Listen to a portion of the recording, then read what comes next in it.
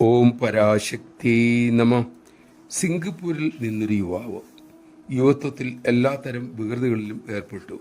മയക്കുമരുന്നിലും പെട്ടുപോയി. അതിൻ്റെ തിരിച്ചടികളും ഉണ്ടായി. ഏതോ സുഹൃത്തത്താൽ അമ്മയെ കണ്ടു. ആദ്യമൊന്നും താല്പര്യമുണ്ടായില്ല. ക്രമേണ അമ്മയുടെ കറയറ്റ പ്രേമം യുവാവിനെ സ്വാധീനിച്ചു. അങ്ങനെ അമൃതപുരിയിലും എത്തി. സേവാനിർഭരമായ സാധനാജീവിതം ആരംഭിച്ചു. പഴയ ശീലങ്ങൾ ചിലപ്പോൾ തലപൊക്കും. അപ്പോഴൊക്കെ അമ്മ സൗമ്യമായി ഇടപെടും. അമ്മ ചിലപ്പോൾ ചോദിക്കും, ഇന്നത്തെ വാർത്ത മോൻ കണ്ടില്ലേ? ആ കള്ളത്തരം കാണിച്ചവരെയൊക്കെ പോലീസ് പിടിച്ചു. സൂക്ഷിക്കണം, അരുതാത്തത് പാടില്ല. ഇങ്ങനെ അമ്മ പലപ്പോഴും തടയിട്ടു.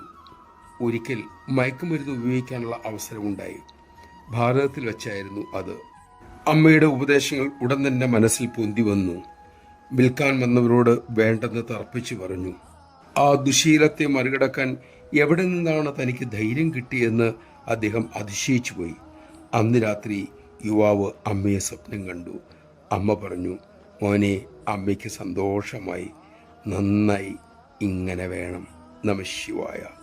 ദുശീലങ്ങൾ ഒഴിവാക്കാൻ ആഗ്രഹിക്കുകയും അതിന് കഠിനമായി ശ്രമിക്കുകയും ചെയ്താൽ അമ്മ തൃക്കരം നീട്ടിത്തരും.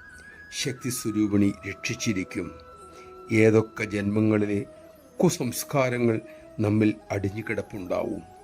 അതിൽ നിന്നും കരകയറുവാൻ എളുപ്പവഴി ആ പാദത്തെ ആശ്രയിക്കുകയാണ്. നമുക്കതിന് സാധിക്കട്ടെ.